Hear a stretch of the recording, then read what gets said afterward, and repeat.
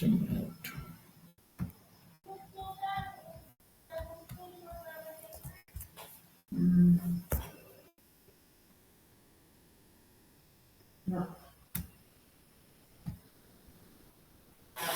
Okay, so today we have three people here. Okay, that's great.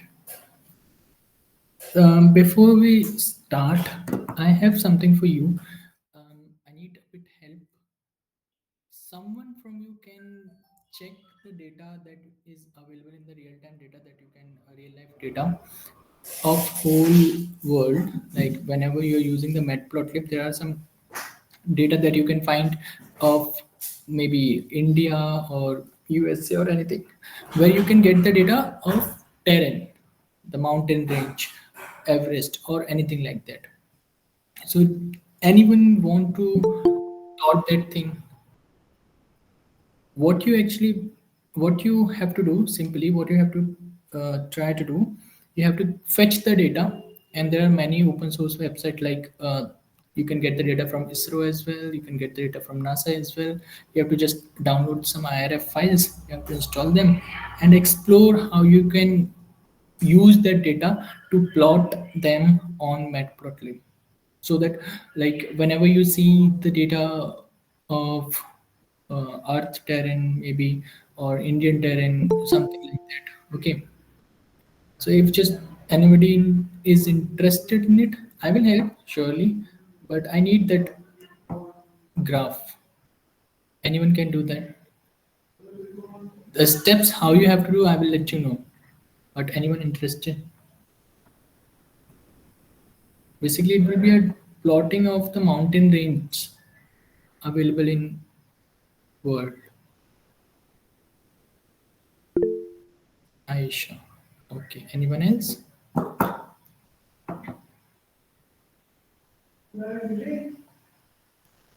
Okay, although we can figure out some specific area, we'll start with India first, and specifically we will start with JNK first, then we'll go ahead with another data. Okay, okay, so let's quickly come back to our topic. I hope you have just gone through that document. Let's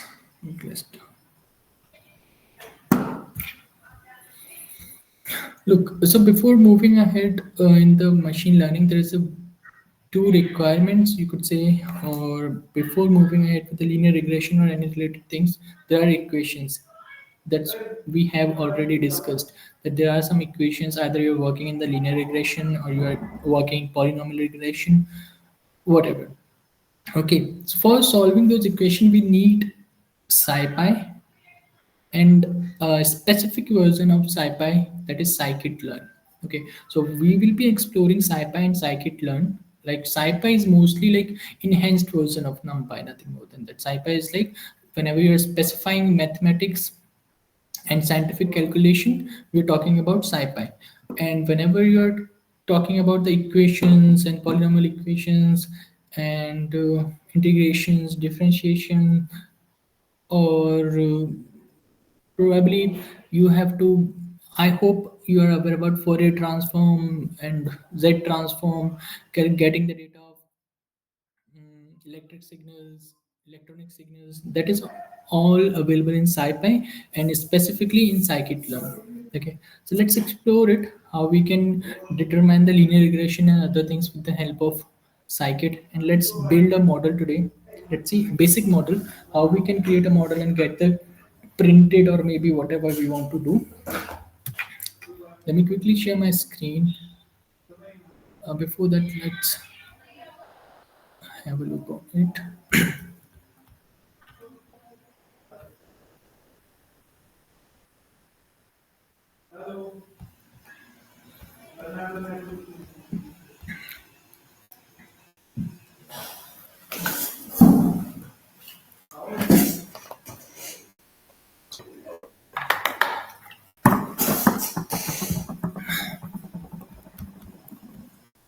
Just a second.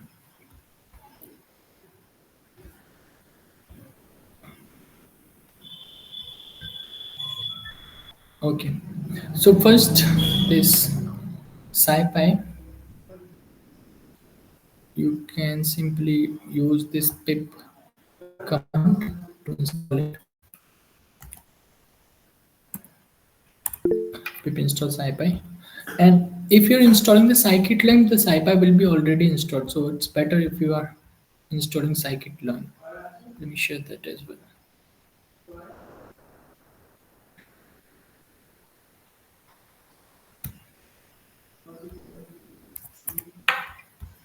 Okay, so the scikit-learn is based on SciPy, so obviously it will first install the SciPy, then it will go for the scikit-learn. Okay, now,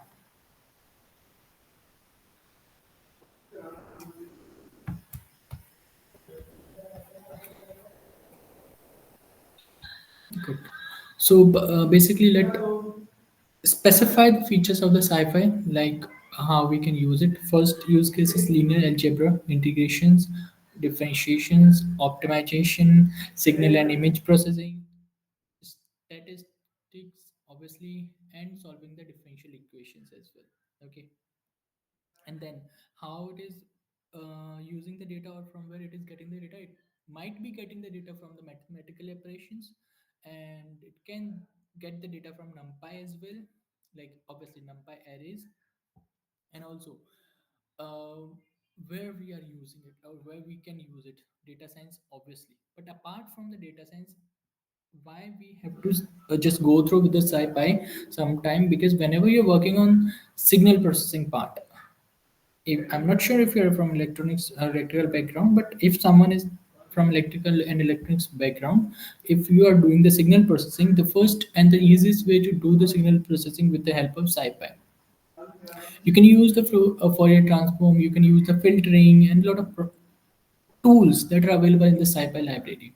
Okay, and now that was the two things, like data science and signal processing. And obviously whenever you're solving the real world mathematical problems, for example, you have to solve the equations, like not linear equation, polynomial equation, and you have to use some trigonometric equations, we can use the SciPy. Okay, now, so basically when we are working with the SciPy, there are few models, we could say, that we are going to check now. Let me pull up this code.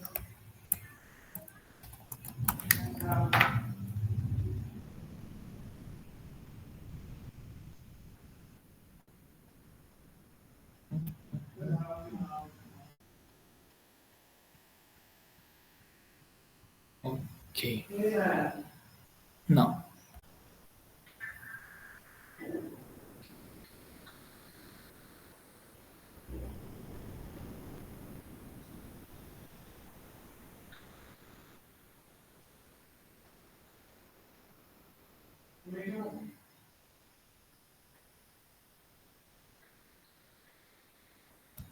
let's start with the integration function. So here, whenever you will be working with any integration, differentiation, differential equations, or any data science related project, after the SciPy, after the SciPy, there will be some specific objects of each of them. For example, if you're working on the integration, then you have to use the SciPy.integrate.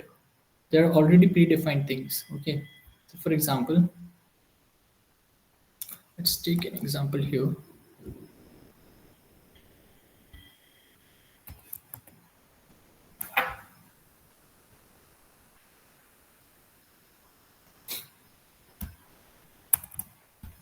Okay. So for example, this is another quad. Quad is what? Quad is something which is helping the SciPy, and the integrate is what we are doing here. For example, without the SciPy.integrate, the quad cannot work, because the quad is another feature of this integrate. And what we are doing, we are defining a function here, basic thing, and result an error, then quad. Quad function, the syntax for quad function is that you have to write the function lower limit and then upper limit. This is for the integration. For example, here we are doing the integration of the x square. Okay, so for the x square, the lower limit is 0 and the upper limit is 2. So what we are doing, we are integrating the x square from the lower limit of 0 to upper limit of 2. Okay, another thing. Here, there are two things that we are mentioning that is again a feature of the code that is possible because of it. Result and error. Whenever we are doing integration, there are possibilities when there are some typical, or you could say like some non-solvable equations. Sometimes it is also possible that the equation cannot be solved, so integration is also not possible. So for that we are using error as well. In case if there will be any error, that will also be printed. Okay, if you want to print it, that will also be printed. As of now we're only printing the result, because obviously x square is like a normal equation, it will not be having any error. So now let's try.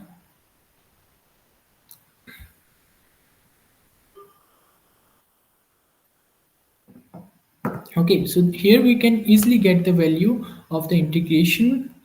And again, it's a numerical integration. That means we're using the upper limit and the lower limit. Okay, so you're gonna get a numerical value out of it. So it will be 2.666 or whatever it is from the limit 0 to 2. Is it correct? Someone wants to comment on it?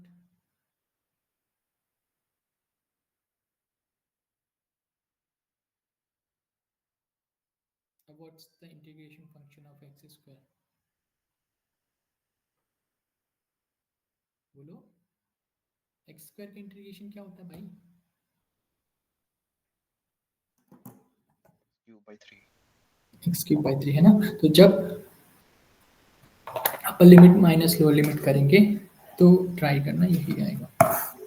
ठीक है. Now and one more thing, machine learning is all about the equations. मैं वो equations नहीं लेके चलूंगा, वरना कुछ कुछ तो ऐसे इक्वेशंस है जिनको सिर्फ इक्वेशन को समझाने में एक दिन जाएगा. बस मैं थोड़ा सा ऊपर भी दूंगा उनको. Okay. Now, so it was about the integration. You can put any function here, any limit here, any range here, and you will get the output of the integration. Okay. Now, in case Simpson's rule पता है किसी को? Simpson's rule किसी को पता है? कभी सुना है सिम्पसन्स रूल? नहीं सुना? गलत बात है, कोई बात नहीं. एक्सप्लोर करना क्या होता है सिम्पसन्स रूल. हमने सिम्पसन रूल से ही किया है. No. Mm,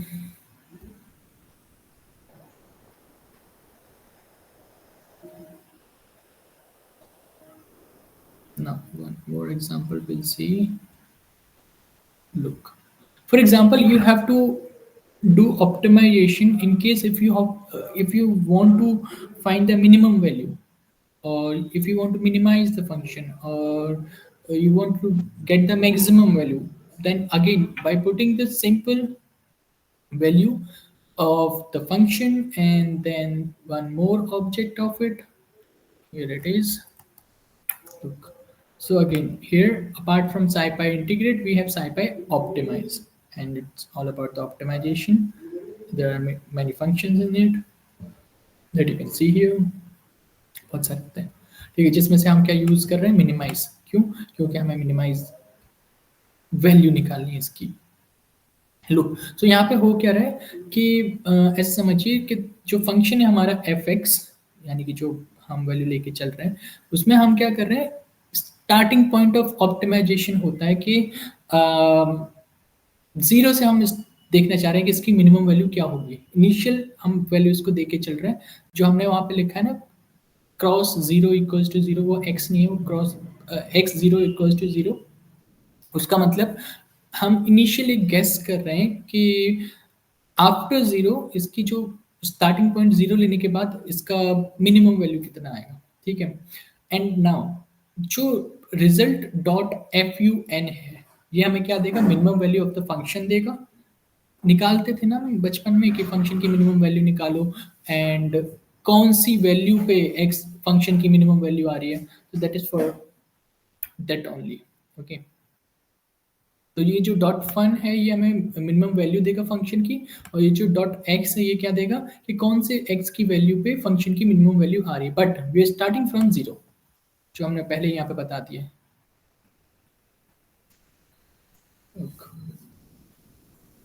ठीक है,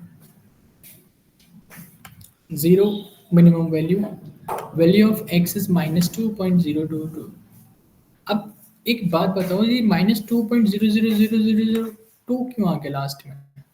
अगर मैं यहाँ पे -2 रखूंगा तो नहीं आएगा, ये ठीक है। लाइक मिनिमम वैल्यू तो इसने बोला जीरो, मैंने फंक्शन दिया इसको x square plus 4x+4, x equals to -2 पे इसकी वैल्यू जीरो हो जाएगी, फिर ये -2.0002 क्या है? Any idea? लास्ट में जो आप यहाँ देख रहे हो यहाँ पे नीचे, पता नहीं आपको कैसे दिख रहा है कि नहीं, तो -2.0000 लास्ट में 2 क्यों है? कोई गेस? क्योंकि एट द एंड अगर आप एक्स स्क्वायर प्लस 4x+4 में -2 पुट करोगे तो आ ही जाना है आपको जीरो। Any idea? ऐसा नहीं, ये कुछ ऐसा इसका नहीं है कि साईपाई का हो या फिर किसी और का हो, ये नॉर्मली ही आता है, एक नॉर्मल चीज़ है कि जब भी आपको एक लॉन्ग इनपुट मिल रहा होता है इंटीजर्स में, तो एक एवरेज वैल्यू दी जाती है। जब एक और असाइनमेंट रखो कि यहाँ पे -2.002 क्यों आती लास्ट में, और 1 आना चलो ठीक, 4 विल कैंसिल है, मतलब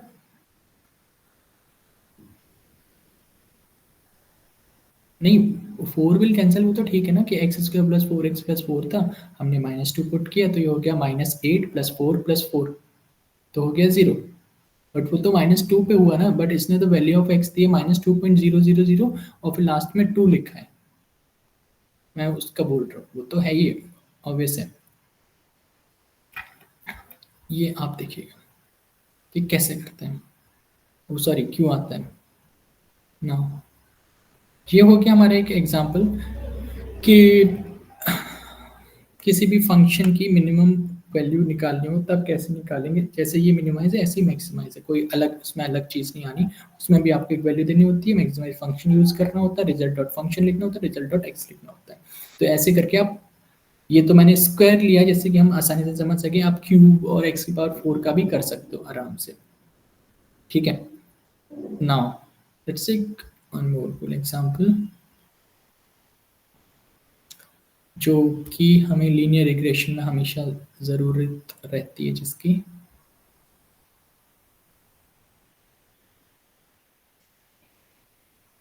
that is our linear algebra. ठीक है, सो LINALG यानी लीनियर एल्जेब्रा, और हमें यहाँ पे इक्वेशन के लिए सबसे पहले कोफिशिएंट ऑफ मैट्रिक्स दिए गए हैं और कांस्टेंट्स दिए गए हैं।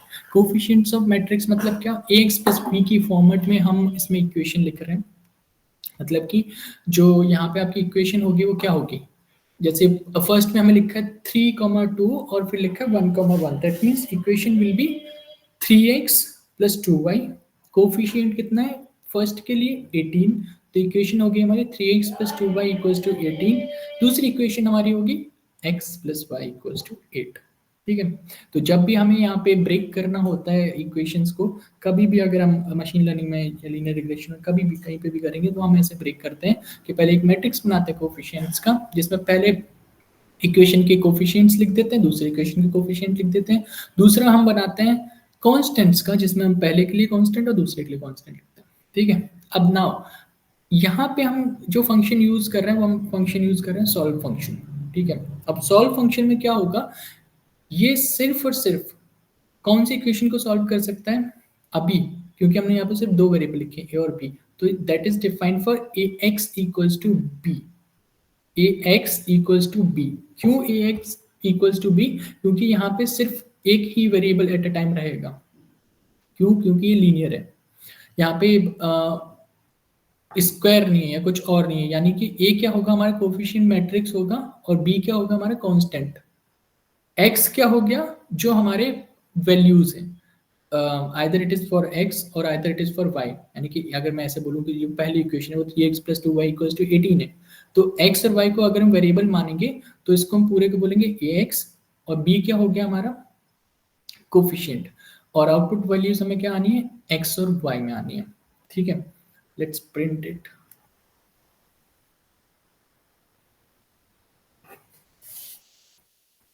ठीक है, तो क्या हमें आई, अगर मैं नॉर्मली देखूं तो ये क्या इक्वेशन थी यहाँ पे, 3x+2y=18। ठीक है, दूसरी इक्वेशन थी हमारे पास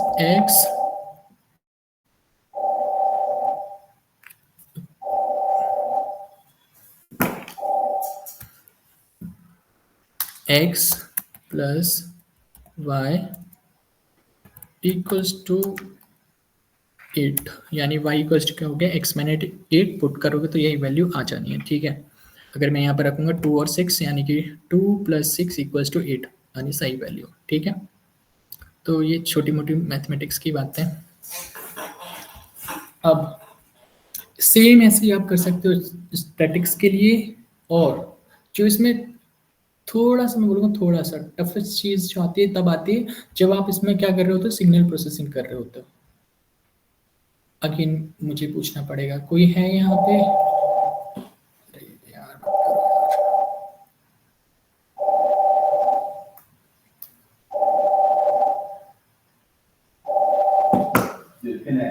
यार। समवन इज फ्रॉम ईसी, कोई ईसी से है क्या, इलेक्ट्रिकल ईसी से? यस मुनीब, आप हैं ईसी से हैं आप कि इलेक्ट्रॉनिक्स, सॉरी इलेक्ट्रिकल से? ईसी, आप थर्ड ईयर में हो कि फर्स्ट ईयर में हो?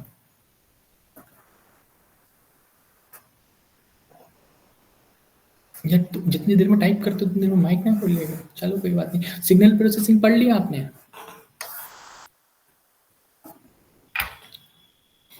सिग्नल प्रोसेसिंग पढ़ा? ठीक है, चलो अब आप मुझे समझाओगे ये क्या लिखा है। अब मुझे एक बात बताओ, पहले मैं बता देता हूँ बेसिक बेसिक चीज़ें। फोरियर ट्रांसफॉर्म क्या होता है, मैं लेने वाला नहीं था, अगर क्योंकि अगर आप बोलते नहीं आप इसी से, तो होता क्या। सबसे पहले यहाँ पे हमारे पास जो scipy.fft है that is used for Fourier transform. Fourier transform क्या होता है? यस मुनीब, फोरियर ट्रांसफॉर्म क्या होता है, एक मोटा माटी अगर समझाना हो तो क्या होता है? एक नॉर्मल इक्वेशन का अगर फोरियर ट्रांसफॉर्म निकालूं तो क्या होता है, वो होता क्या है फोरियर ट्रांसफॉर्म? कहाँ फंस गया बेचारा, कन्वर्जेशन ऑफ, ठीक है, टाइम टू फ्रीक्वेंसी। एक्चुअली होता क्या है कि जब हमारे पास ग्राफ होता है कि टाइम रेंज में जो नीचे वाली लाइन होती है ना, नीचे ग्राफ में एक्स, अगर वो टाइम के हटा के हम फ्रीक्वेंसी में कन्वर्ट करते हैं तो उसके लिए हमें फॉरियर ट्रांसफॉर्म चाहिए होता है, क्योंकि कई बार हमें ना कंटिन्यूस चाहिए होता है, कई बार हमें डिस्क्रीट डेटा चाहिए होता है। तो सिग्नल्स में हम डिस्क्रीट और कंटिन्यूस को इधर से उधर करने के लिए हम उसमें टाइम रेंज और इसे समझो फ्रीक्वेंसी रेंज में परिवर्तन करते रहते हैं। ठीक है, उसके लिए हमें जरूरत होती है फॉरियर ट्रांसफॉर्म की।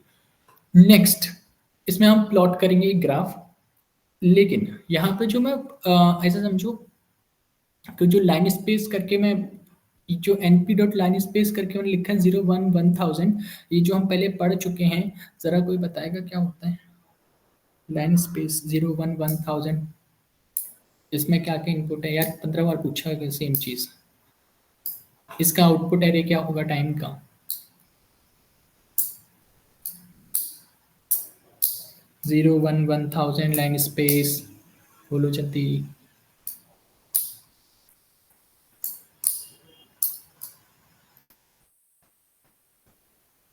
लाइन स्पेस फंक्शन क्या करता है numpy का?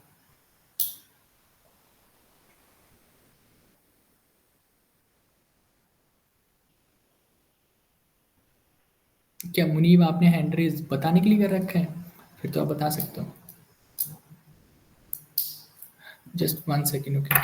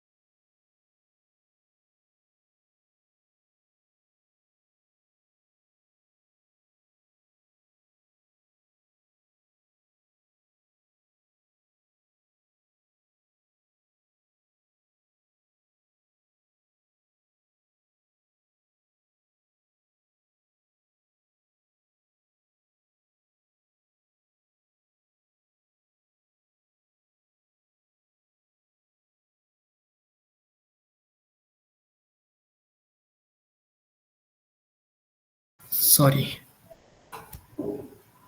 0 to 1, 1000 values. Thank you Ayesha, at least चली गई बेचारी। Now coming back to the point कि ओके हाँ, सो थैंक यू आयशा, वरना लोग बोलते नहीं है, दुख होता है मुझे यहाँ। अब ये जो एफ एफ टी होता है वो क्या करता है, जो मैंने यहाँ पे लिखा है np.ff.ff फ्रीक्वेंसी, यानी कि पहले तो मैंने यहाँ पे सिग्नल की इक्वेशन लिखी है, जो np डॉट साइन करके लिखी है, वो साइन के under 2 multiply by pi multiply by 50 multiply by time, यानी कि t, ये है 2 पाई 50t। फिर दूसरी इक्वेशन मैंने इसमें ऐड किया 2 multiply by pi multiply by 120 multiply by t। तो ये हो गई हमारी इक्वेशन सिग्नल की, ठीक है। ये हो गया हमारा फॉरियर ट्रांसफॉर्म फाइंड करने का फंक्शन। जो एफ एफ टी फ्रीक्वेंसी लिखी हुई है, ये क्या है, ये यहाँ पे एफ एफ टी फ्रीक्वेंसी लिखी है, ये फंक्शन फॉरियर ट्रांसफॉर्म के लिए। एल ई एन सिग्नल, ये क्या बताएगा, सिग्नल जो हमारा यहाँ पे इक्वेशन लिखी है उसकी लेंथ, एंड उसको हम किस में डिवाइड करेंगे, 1/1000 में। क्यों, क्योंकि फ्रीक्वेंसी इक्वल्स टू 1/टाइम, ठीक है। और ये यहाँ पे मैग्नीट्यूड आ जाएगा इससे। एबीएस अगेन इसका एक फंक्शन है नमपाई का, और फाइनल एफएफटी फंक्शन जो हमें इसका ग्राफ बना के देगा, या फिर वैल्यूज देगा, ग्राफ तो हम बाद में बना लेंगे। और फिर यहाँ पे हमने एक प्लॉट कर लिया है, फ्रीक्वेंसी लिख दी नीचे, मैग्नीट्यूड लिख दिया नीचे, और फाइनली हमने यहाँ के शो कर दिया। देख लेते हैं कैसे ग्राफ बनेगा, उसके बाद फिर हम आगे बढ़ते हैं।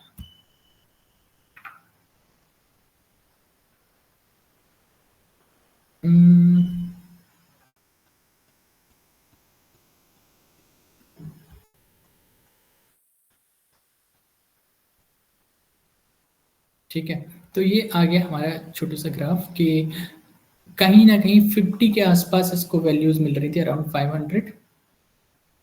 अब ये तो है फ्रीक्वेंसी के टर्म में। अब अगर इसको टाइम डोमेन में चेंज करेंगे तो कौन सा ट्रांसफॉर्म लगाएंगे, उन्हीं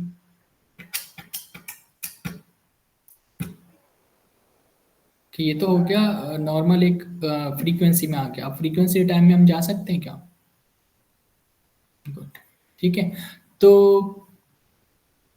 ये तो हो गई वो वाली बात है जिसमें आप कोई सी भी इक्वेशन रख सकते हो, बट अगर आपको कभी फॉरियर ट्रांसफॉर्म वगैरह जैसे कुछ फंक्शंस हुए तो वो नमपाइज में अवेलेबल है, और नमपाई के यूज़ करके और साईपाई के फंक्शन 2-4 यूज़ करके आप आराम से निकाल सकते हो, ठीक है। सॉरी, साईपाई में अवेलेबल है, नमपाई से तो हम बस एरे ले रहे थे। Now coming back to the code.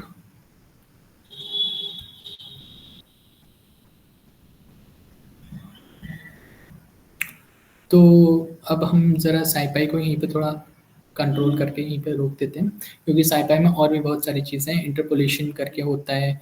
और अगर आपको, जैसे हमने यहाँ पे स्टैटिस्टिक्स के बारे में भी देखोगे तो हाइपोथेसिस टेस्टिंग होती है, टी टेस्ट होते हैं, वो सबके लिए कुछ ना कुछ इसमें होते हैं, बहुत सारे फंक्शंस होते हैं, वो तो सारे फंक्शंस हैं, ओवरव्यू यही होता है। अब हम आ जाते हैं अब जल्दी से साइकिट लर्न पे, क्योंकि साइकिट लर्न ही यूज़ होती है हमारी मशीन लर्निंग में। क्यों, क्योंकि देखो सबसे पहले जो साइकिट लर्न आप जब देखने जाओगे तो ऐसा समझो, जब सुपरवाइज लर्निंग की हम बात करते हैं, यानी कि रिग्रेशंस की और क्लासिफिकेशंस की, तब most of the tools are from scikit learn.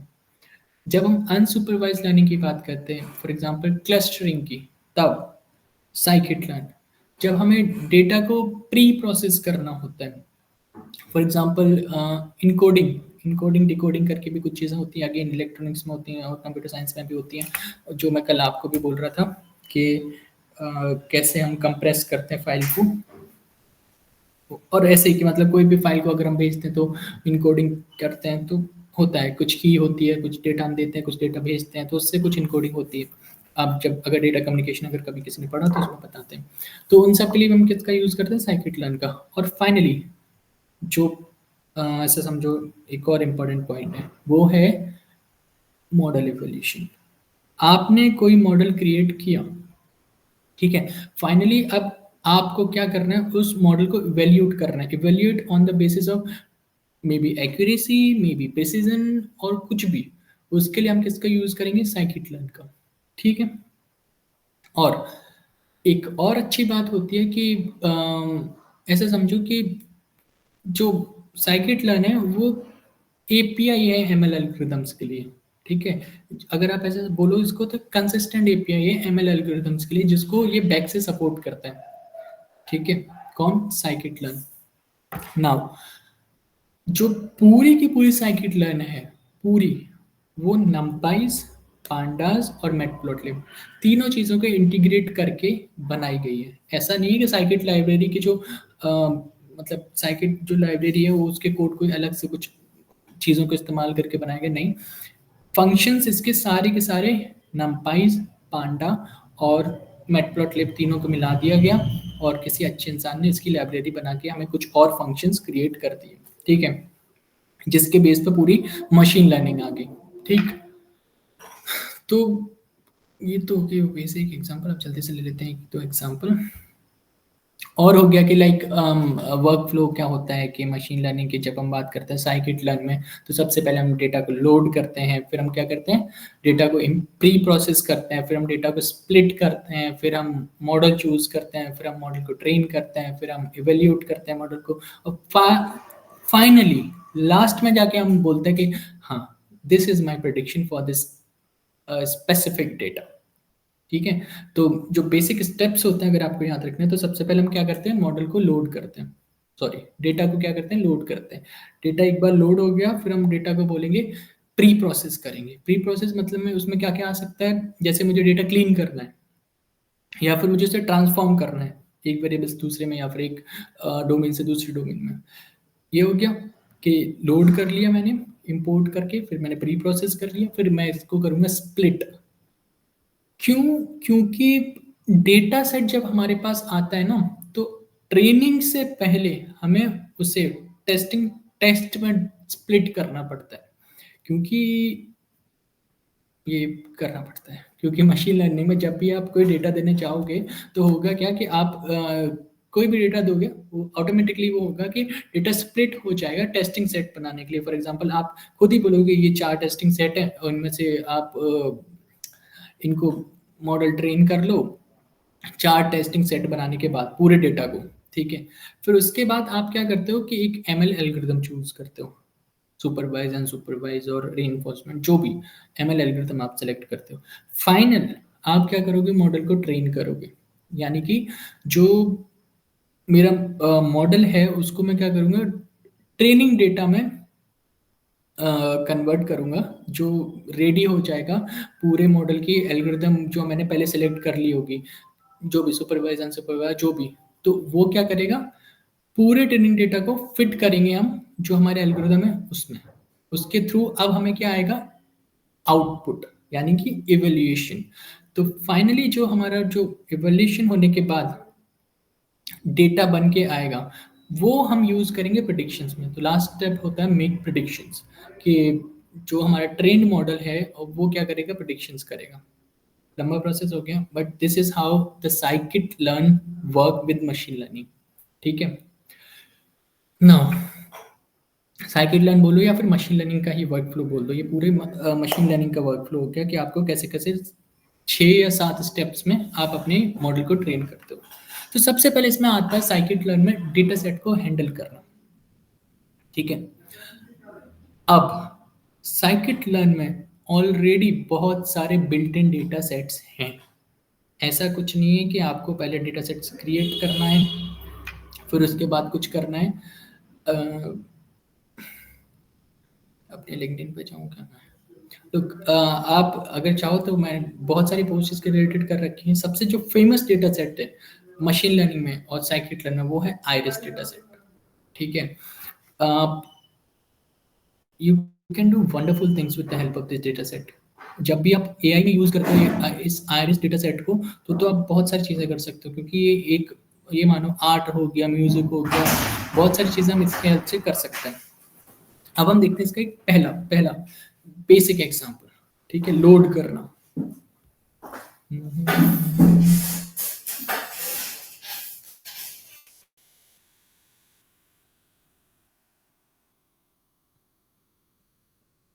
Just a minute.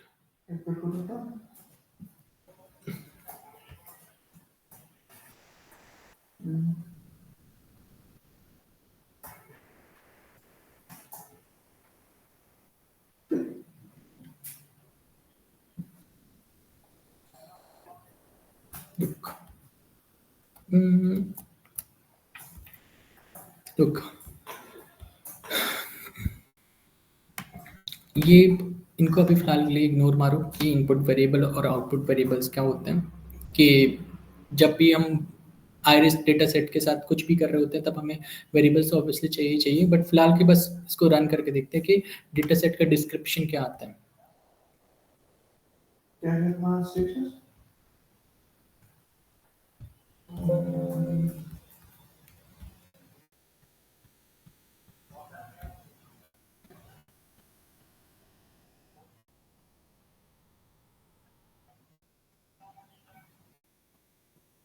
ये coaching spelling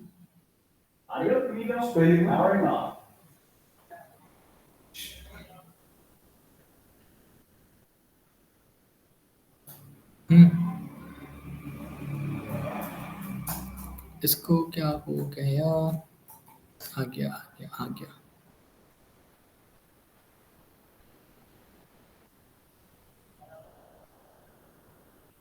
look, number of instance 150, classes कितनी है, एट्रीब्यूशंस कितने हैं, लाइक एट्रीब्यूट इंफॉर्मेशन पूरी, स्टैटिक समरी, और मतलब ऐसा समझो कि जो भी इसकी अब कहानी होती है आइरिस डेटा सेट की, वो हमने क्या कर ली, पूरी प्रिंट कर ली। Let me show you one more example. It isn't related to the this scikit learn, but काफ़ी कूल चीज़ है, लोगों को पता नहीं होता, अगर पता होता है तो क्या कर सकते हैं। Late me show you just a minute. लगभग जनवरी से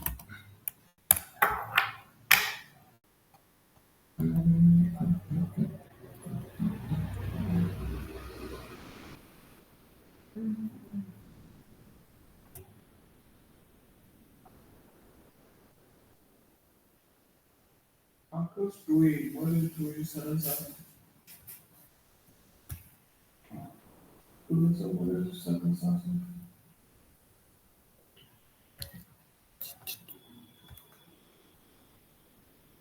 ये आप लोग खुद से ट्राई करना। मैं अभी दे रहा हूँ, आप अपने कंपाइलर पर रन करिए। क्या बोल चुका हूँ, कहाँ गया? I got it.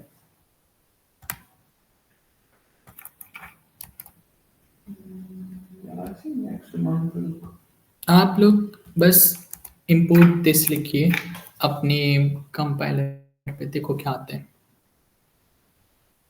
Import this,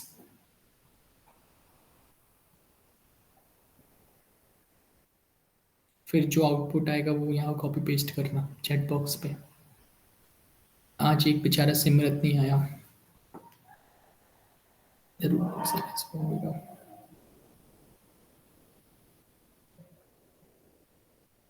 import this करो फिर रन करो, देखो क्या आता है।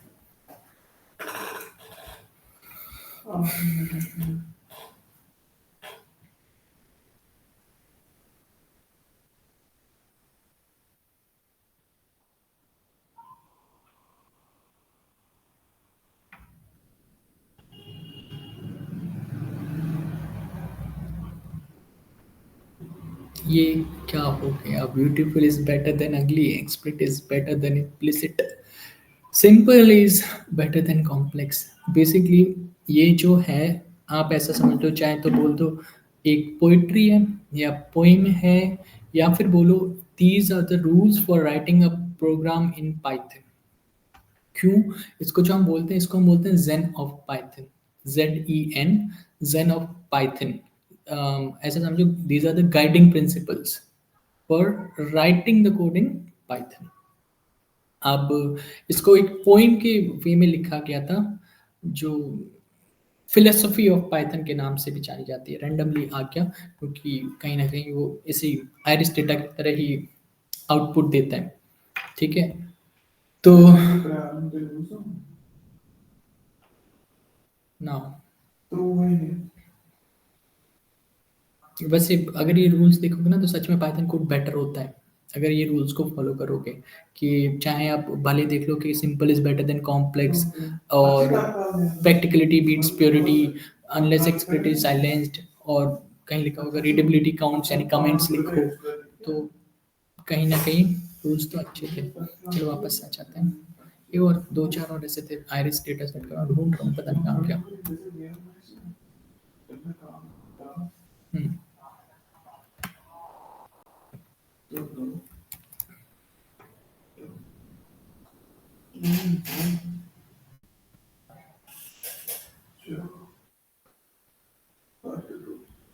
लुक,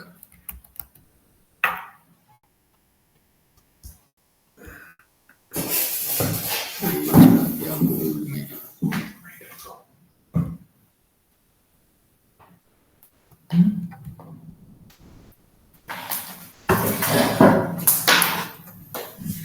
जस्ट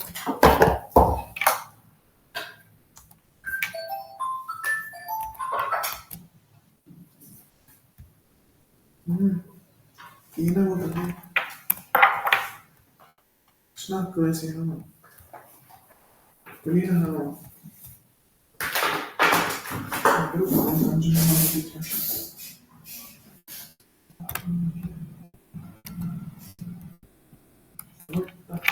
अरे यार, एक तो इसको वापस से कॉल किया।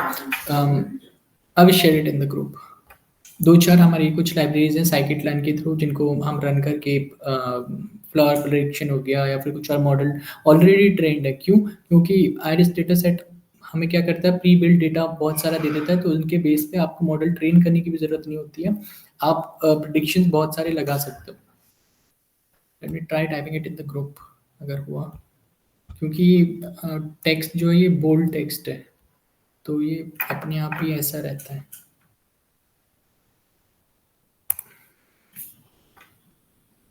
नहीं आएगा।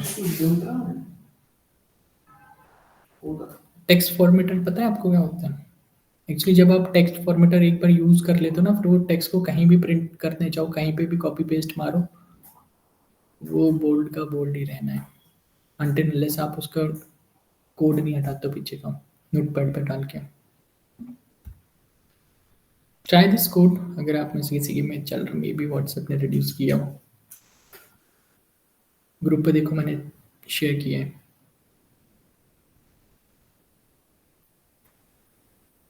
चैट बॉक्स पे भी ट्राई करता हूँ।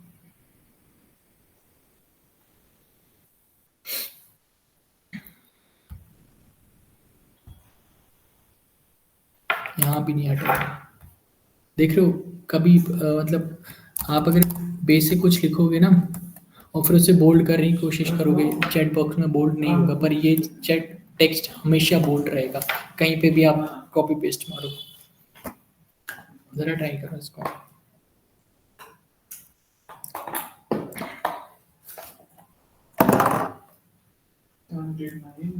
एक्चुअली लिंक्डइन पे पोस्ट करने के लिए मैं टेक्स्ट फॉर्मेटर यूज़ करता हूँ, क्योंकि लिंक्डइन पे भी बोल्ड अलाउ नहीं होता, बट टेक्स्ट फॉर्मेटर का टेक्स्ट अलाउड होता है।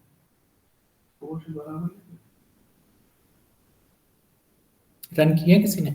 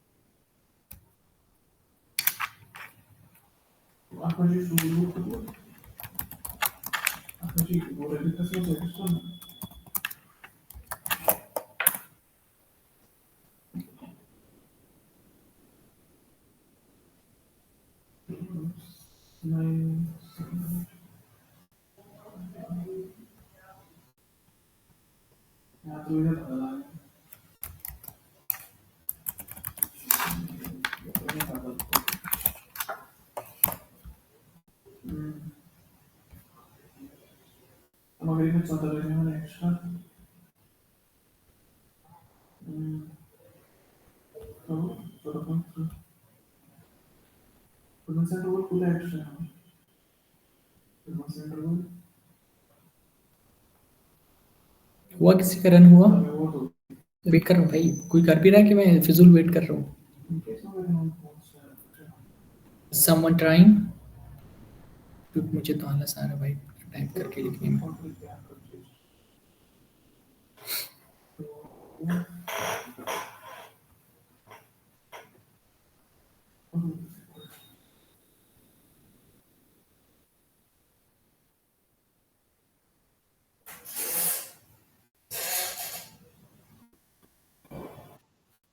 ज़ीरो किस चीज़ का मतलब पूरा रन करने के बाद?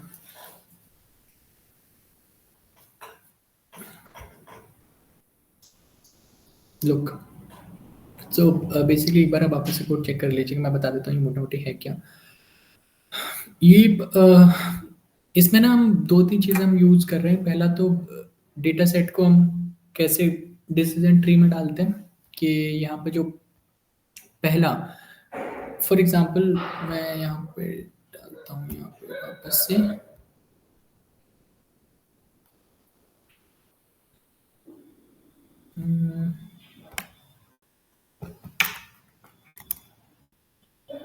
लुक ये जो हमारी लाइन है सी एल एफ इक्वल्स हम जो लिख रहे हैं डिसीजन ट्री क्लास, तो इसके थ्रू हम क्या करते हैं कि कभी भी अभी हम देखेंगे मोर एग्जांपल हम एक इंस्टेंस क्रिएट करते हैं लाइक जब भी हमें कोई डिसीजन रिलेटेड मॉडल क्रिएट करना होता है कि this is for specifically this code was for detecting the flower कि फ्लावर रिलेटेड जब भी हमें कुछ होता है फॉर एग्जांपल फ्लावर्स को क्लासिफाई करना हो, ठीक है, या फिर फ्लावर टाइप को प्रिडिक्ट करना हो, तब ये हमें यूज़ करते हैं हम कि जो आइरिस डेटा सेट है उसका यूज़ करके इसका आप फ्लावर के अब मैं इसका आउटपुट भूल रहा हूँ, ये खुद ही का कोड है, खुद ही भूल जाता हूँ मैं। जस्ट 1 सेकेंड क्योंकि मैं एक बार खुद रन करके कोशिश कर रहा हूँ। ज़ीरो तो नहीं आना चाहिए था इसमें। मैं तो सुनने चाहिए सकते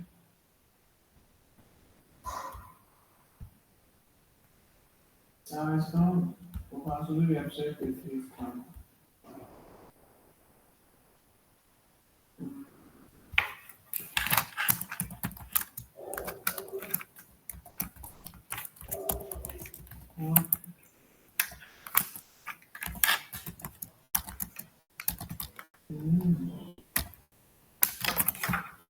ये होते हैं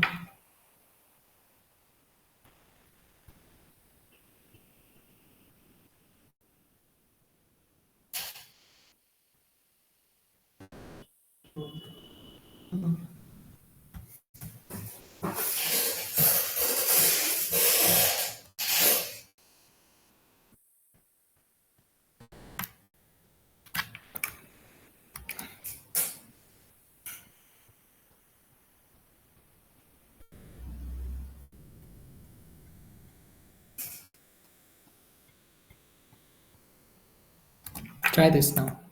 आपको जब ज़ीरो आउटपुट आ रहा है एक्चुअली मिस कर गया, जो आइरिस डेटा सेट ये यूज़ कर रहा है इसने पहले डिफाइन कर रखा है 0 मतलब ये, 1 मतलब ये, 2 मतलब ये डायरेक्ट नाम नहीं देता।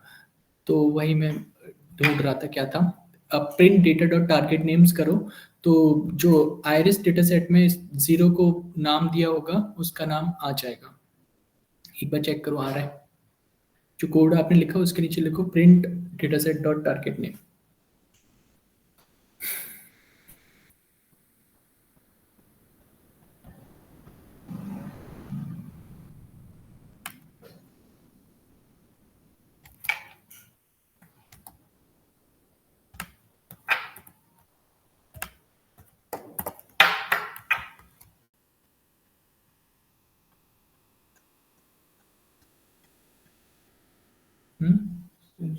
Oops, आ गया।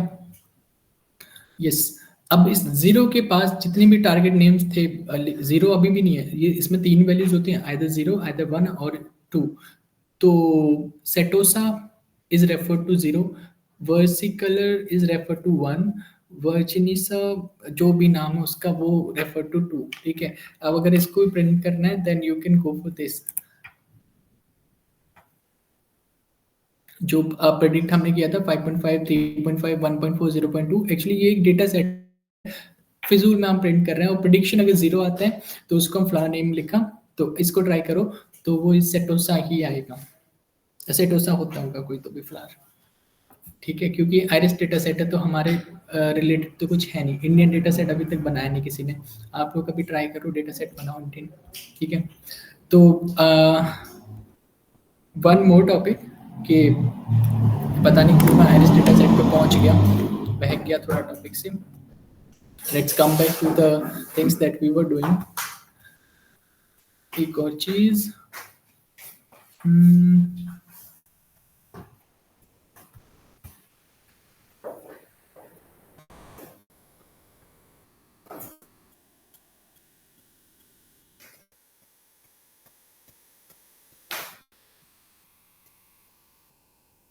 Look.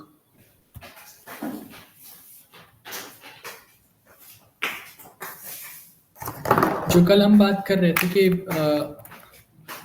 लीनियर रिग्रेशन में हम हाउस की प्राइस प्रिडिक्ट करने वाला, जो हमने इसमें देखा भी था, तो ये एक वापस से हम साइकिट लर्न के थ्रू एक और मॉडल लेते हैं. ये हो गया मॉडल सिलेक्शन वाला. अब मॉडल सिलेक्शन में हमारा डेटा सेट हम क्या पुट कर रहे हैं इसमें, 100, 1500. ये क्या है, स्क्वायर फीट का एरिया कि जो हमारा साइज है. प्राइस ये हम देती कि ये साइज का प्राइस ये है, ये 1500 का. मेरी स्क्रीन शेयर है क्या? ले, स्क्रीन शेयर नहीं है. हाँ नो बच्चों, बता तो दिया करो स्क्रीन शेयर नहीं है. इतनी देर होगी बोलते होते हम कर क्या रहे हैं लोग. लोग पीछे वाला कोड भी जब मैं टाइप कर रहा था वो भी नहीं दिख रहा होगा. चैट बॉक्स पे डाला तभी दिखा होगा वो भी.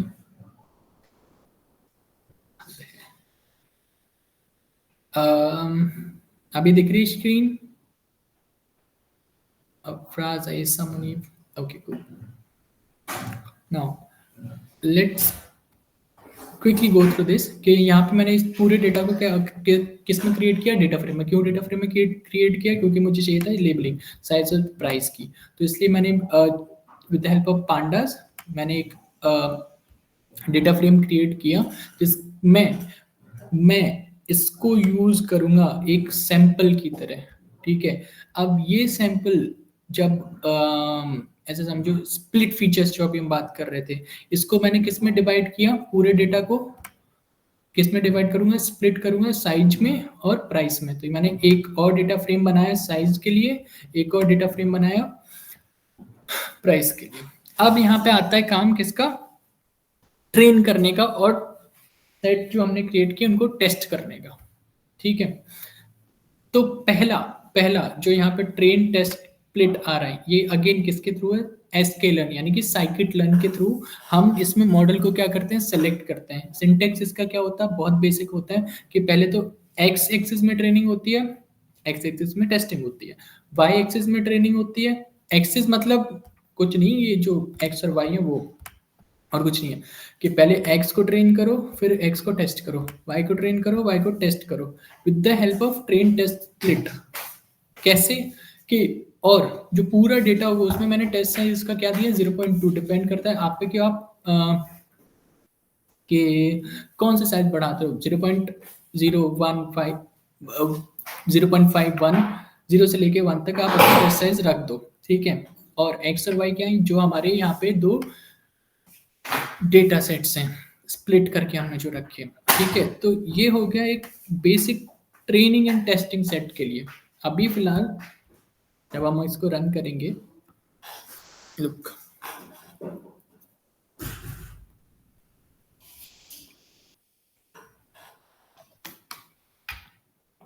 तो हुआ क्या, इसमें मॉडल हमारा ट्रेन हो गया, टेस्ट हो गया. लेकिन अभी तक हमने सिर्फ कितने स्टेप्स पूरे किए, 4. पहला हमने डेटा लोड कर दिया, डेटा को प्री प्रोसेस कर दिया, डेटा को मॉडल में सेट कर दिया और स्प्लिटिंग कर दी, टेस्टिंग और ट्रेनिंग भी कर दी.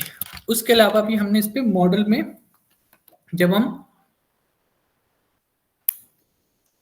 प्रिडिक्शन करते हैं वो अभी तक हमने नहीं किया. नाउ अब ये हो गया हमारा पूरा डेटा सेट क्या प्रिपेयर. अब मुझे क्या करना है, इसमें लीनियर रिग्रेशन का मॉडल अगर मैं इसमें ट्रेन करने जाऊंगा तो इसी में और कुछ नहीं होगा. एक और साइकिट लर्न की लाइब्रेरी में ही एक और होता है function, that is linear model, जो हम यूज करते हैं लीनियर रिग्रेशन के लिए. वो इसमें ऐड ऑन हो जाएगा. Let me do this.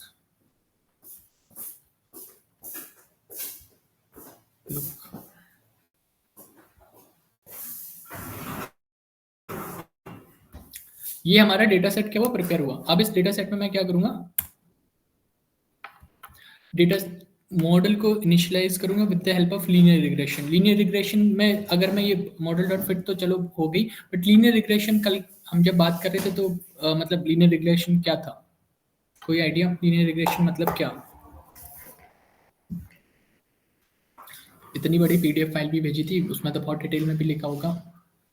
Linear regression मतलब क्या होता, क्या लीनियर रिग्रेशन, कब हम यूज करते हैं? ओह गॉड प्लीज ऐसा मत करो।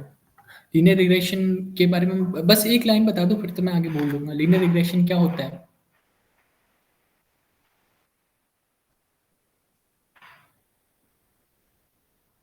देखो, जो थ्योरी है वो एक बार वापस से देखो, वरना एक एक करके ऐसे टॉपिक्स कैसे होते हैं भाई खत्म। लीनियर रिग्रेशन की थ्योरी कोई तो बताओ, एक लाइन तो बताओ लीनियर रिग्रेशन होता क्या है। परसों हमने शायद लीनियर रिग्रेशन से लेके पूरे हमने टाइप्स ही खत्म कर दिए थे। हाँ पूरे डिटेल में नहीं किए थे, बट एटलीस्ट समझ तो कुछ आया होगा लीनियर रिग्रेशन क्या होता है। कोई बोलेगा?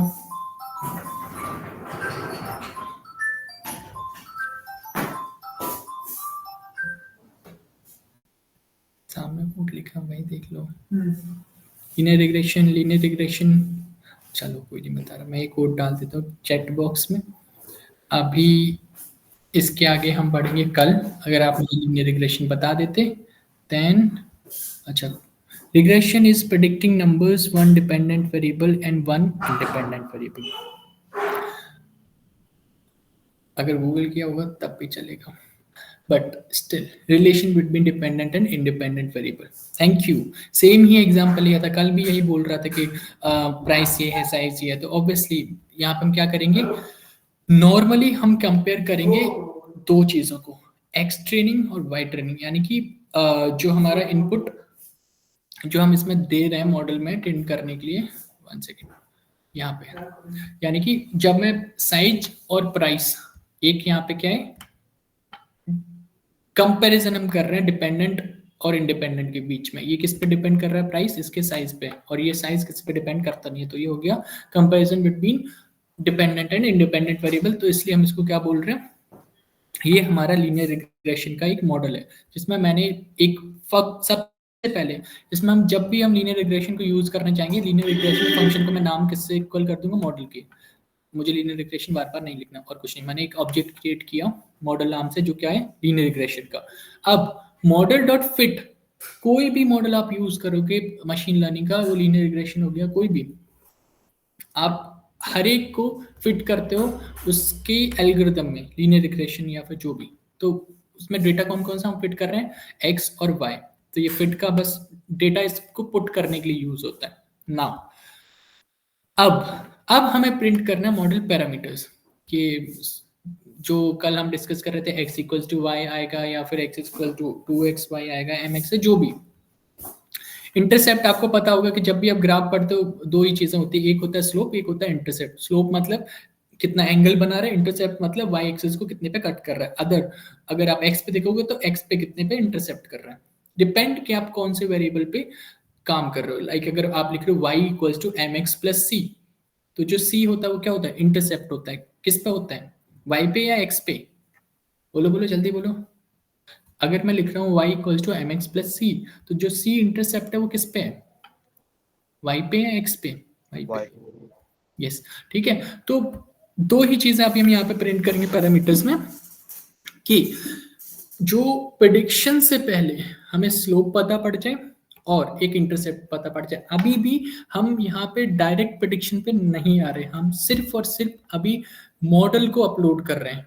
इसमें हमें स्टेप्स फॉलो करने ही पड़ते हैं। अभी हम क्या कर रहे हैं, सिर्फ और सिर्फ अपने जो लीनियर रिग्रेशन का मॉडल है उसको हम ट्रेन कर रहे हैं।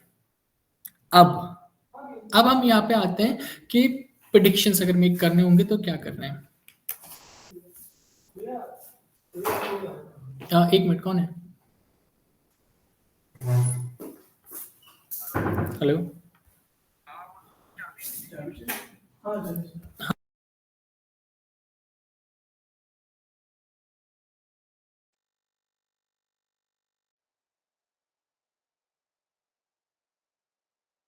ठीक है। तो यहाँ पे क्या हो गया कि अब मैं जाऊंगा प्रेडिक्शन के ऊपर। कैसे? let's come back to it. After giving this parameters or sorry training the linear regression model, अब मैं यहाँ पे लिख रहा हूँ y prediction. Y prediction मतलब क्या? प्राइस, जो क्या है हमारा आउटपुट, ठीक है। इन केस अगर हमारा x वेरिएबल हमें प्रिडिक्ट करना होता तो हम वो लेते हैं, ठीक है। अब मैं क्या क्या लिख रहा हूँ y प्रिडिक्शन और मॉडल डॉट प्रिडिक्ट। ये डॉट प्रिडिक्ट फंक्शन किसके अंदर आता है? मॉडल के अंदर। मॉडल क्या चीज़ है? लीनियर रिग्रेशन, यानी कि लीनियर रिग्रेशन का डॉट प्रिडिक्ट किसके लिए यूज करते हैं? जब भी हमें प्रिडिक्टेड डेटा किसी भी मॉडल का या किसी भी चीज़ का हमें चाहिए होता है। अभी तो लीनियर रिग्रेशन के अंदर है तो लीनियर रिग्रेशन के अंदर डाल रहा हूँ। बाकी अगर बाकी भी जो हमारी एल्गोरिथम्स है मशीन लर्निंग में हम उसको यूज करते हैं तो उनमें भी डॉट प्रिडिक्ट ही लिखते हैं और कुछ खास नहीं लिखते हैं, ठीक है। फिर उसके बाद मैं प्रिंट कर रहा हूँ कि वाई सॉरी इसमें हम क्या इनपुट दे रहे हैं? X test. एक्स टेस्ट हमारे यहाँ पे क्या है? एक्स टेस्ट है। जो भी इससे हमारा आउटपुट आएगा, इससे हमारा आउटपुट क्या आएगा कि टेस्ट साइज जब हम डिवाइड करेंगे 0.2 में, जो इस डेटा को हम डिवाइड करेंगे, जो हमारा पूरा 100 150 ये था, इसके थ्रू हम जब डेटा सेट डिवाइड करते हैं। कल मैं एक बार इसको थोड़ा मुझे पेन पेपर की जरूरत पड़ेगी, इसलिए अब तब मैं अच्छे से बता सकता हूँ।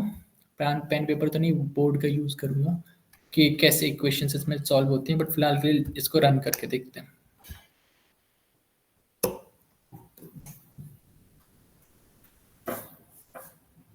लुक, इंटरसेप्ट ये आ गया हमारा और स्लोप ये रही हमारी 300 आ रही है। कितनी आ रही है वो आपको पता करना पड़ेगा 300 क्यों आ रही है।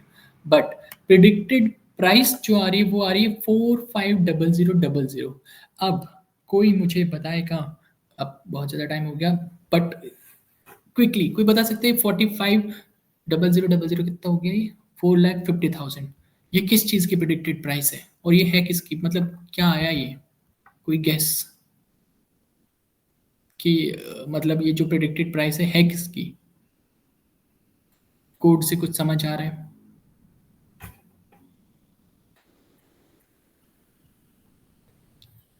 Any guess? जो ऊपर एक लाइन हमने लिखी है 14th नंबर, अगर मैं उसकी हिंट दूँ वहां से कुछ समझ आ रहा है आपको कि इसकी 450000 यानी 4,50,000 किसकी प्राइस है? नहीं, take it as an assignment, क्योंकि अब हम का मिलेंगे नेक्स्ट क्लास में। मैं ये कोड को कॉपी पेस्ट मार देता हूँ चैट बॉक्स में, नहीं तो मत पता। लुक, मैं ग्रुप पे शेयर कर देता हूँ, कोई बात नहीं, ठीक है।